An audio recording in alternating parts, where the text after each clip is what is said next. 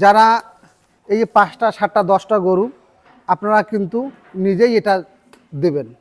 আপনাদেরকে বলতেছে আপনারা নিজে দেবেন। আপনারা তো ডাক্তারকে নিয়ে আসেন, ডাক্তার আসলে কিন্তু 500 টাকার মতো তাছাড়া যাবে না। ওকে ভিজিট 500 টাকা দিতে হবে।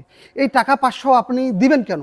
এটা তো বেশি কিছু জিনিস নয়, আপনারা এই ওষুধটা নিজে দেবেন। আসলে আমি মোহাম্মদ হাসানুর রহমান, নীল এগ্রোর পরিচালক।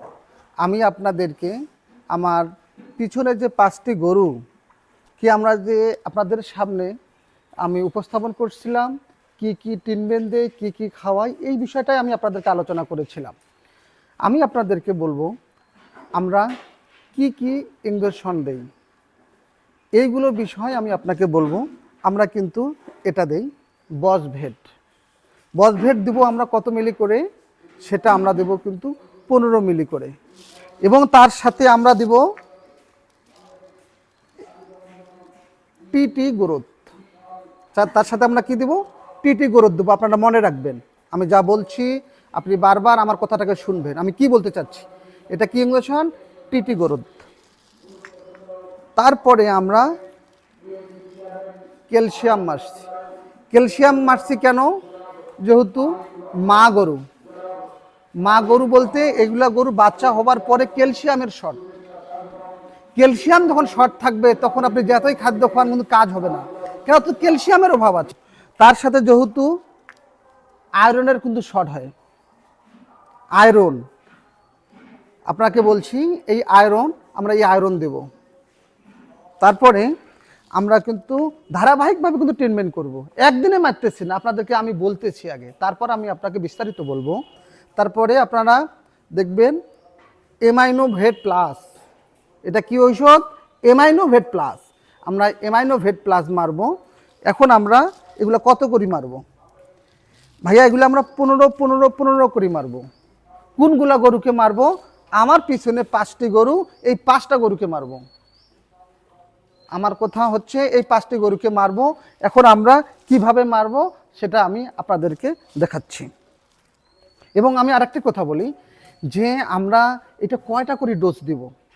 আমরা প্রতি সপ্তাহে একবার করে দেব, তাহলে 3 সপ্তাহে 3 বার দেব। যদি আমরা দেখি বেশি দুর্বল তাহলে আমরা 3 দিন পর পর দেব। যদি গরুটা ভালো থাকলে আমরা গরুটাকে সপ্তাহে দেব। আমার কথা বোঝা যায়? যদি দুর্বল গরু থাকে তাহলে আমরা 3 দিন পর দিব। সুস্থ গরু থাকলে, ভালো থাকলে, মাংস ভরাট থাকে, বোঝানো যায় না এনার অভাব নাই, তাহলে আমরা 6 দিন পরে দেব। ঠিক আছে? ওকে। তাহলে আমরা সর্বপ্রথম আমরা দিব বসভেট 15 মিলি বলছি। এই আমি কিন্তু 15 মিলি মারলাম, আপনারা দেখবেন। এই বিসমিল্লাহির রহমানির রহিম।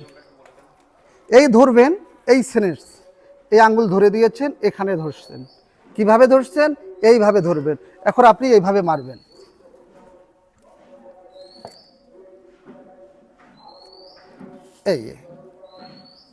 এটা কিন্তু সোজা। আপনাকে পরের গরুটা আমি দেখাই। এই গরুটা আপনারা দেখেন, এটা কিন্তু আপনাকে দেখাইছিলাম সারো। এই যে আমরা পরিবর্তন যে হয়েছে তার পরিবর্তনটাও দেখাই। দেখছেন পরিবর্তন কেমন হয়েছে সেটাও দেখাচ্ছি আপনারা। এই দেখেন পরিবর্তন,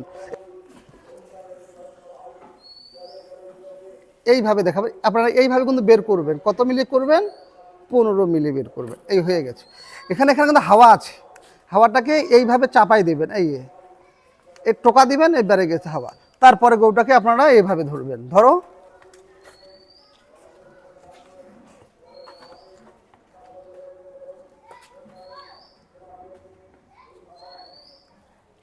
এই মারবেন।